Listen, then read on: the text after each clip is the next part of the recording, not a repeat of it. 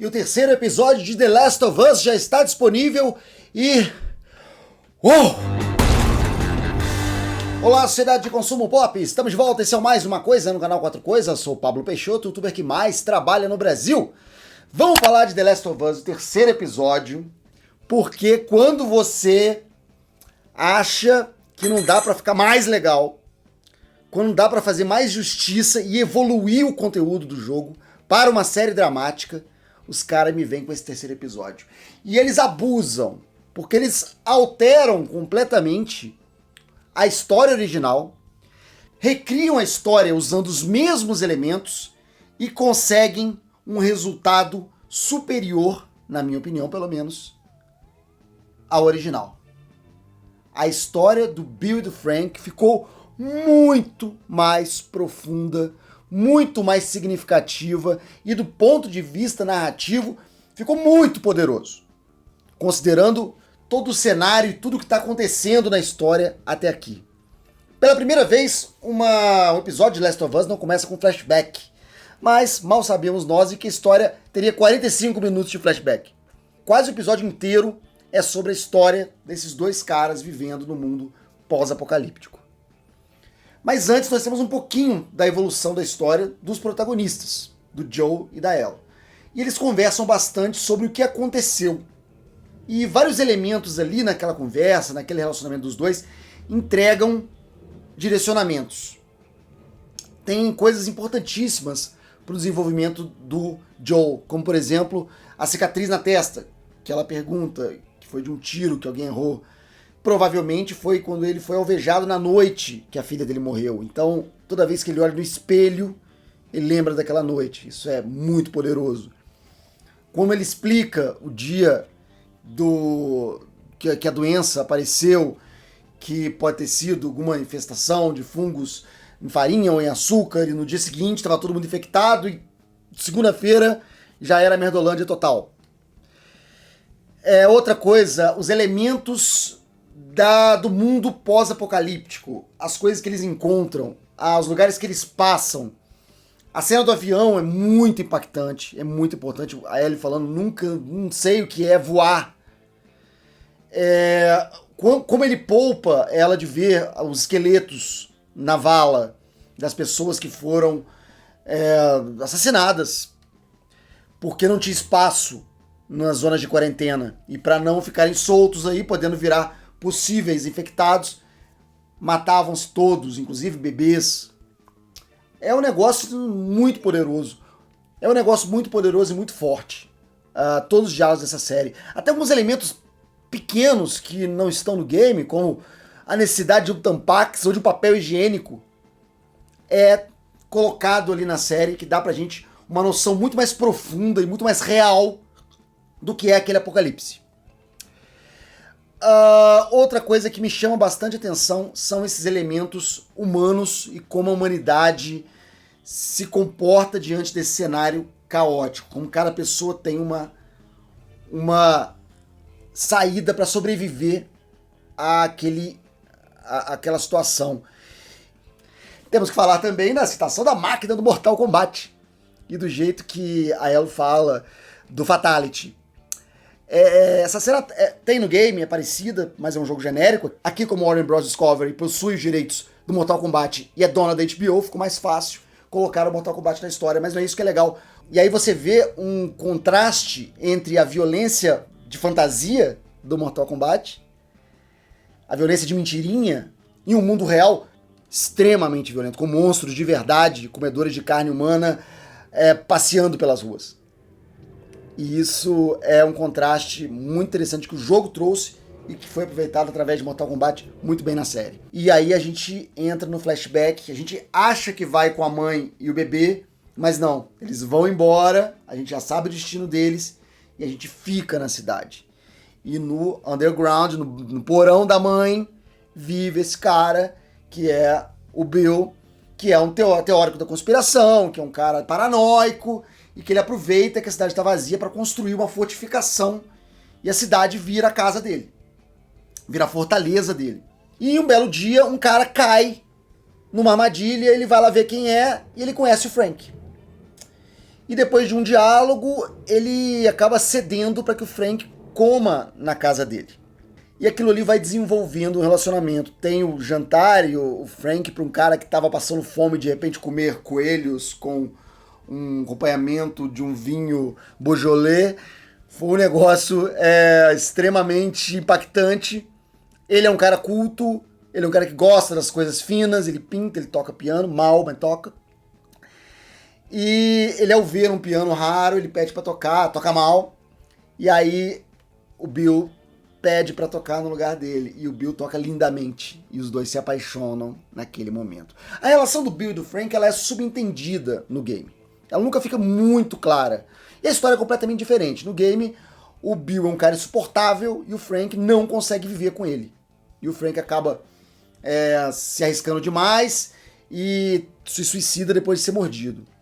Mas alguns elementos do game já levam a essa conclusão que os dois eram um casal, como por exemplo uma revista gay que é encontrada nos pertences deles. E Bill vira esse cara ainda mais fechado, ainda mais ranzinza, e tem um relacionamento dele com a Ellie, de trocar farpa, que é legal pra caramba no game. E eu acho que muita gente sentiu falta disso. Vamos falar dos pontos baixos daqui a pouco, se é que existem. Mas o Bill aqui não. O Bill e o Frank constroem um relacionamento de pontos altos, de pontos baixos, de dias ruins, de dias bons. Eu adorei a cena dos morangos, são morangos nascendo no meio de uma terra de mortos. E é uma metáfora do amor deles, que nasce do improvável, que nasce do impossível.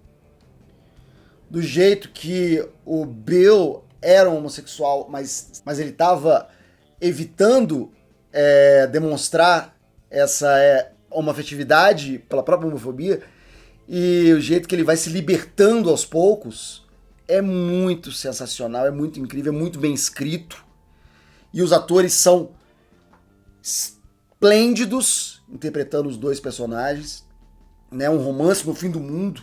E aí mostra como eles conheceram o Joe e a Tess, e aí fica subentendido que o Joe e a Tess tinham um relacionamento muito mais profundo do que no game, muito mais profundo do que já tinha mostrado.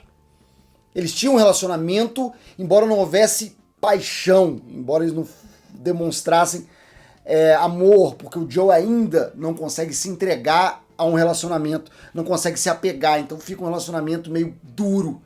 E como isso é representado ali na série, como eles são mais companheiros do que amantes.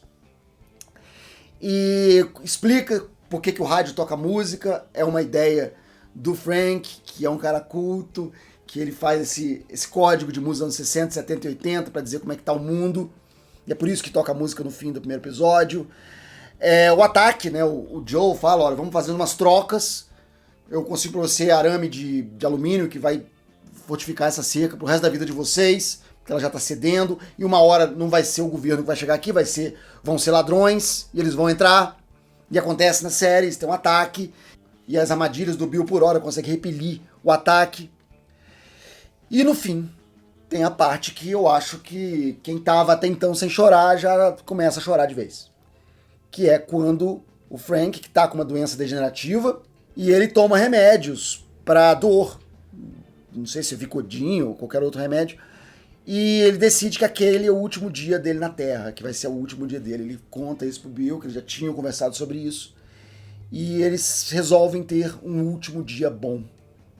E aí eles se casam, e eles têm a última refeição junto, que é exatamente o mesmo prato, o mesmo menu que foi servido no primeiro encontro deles.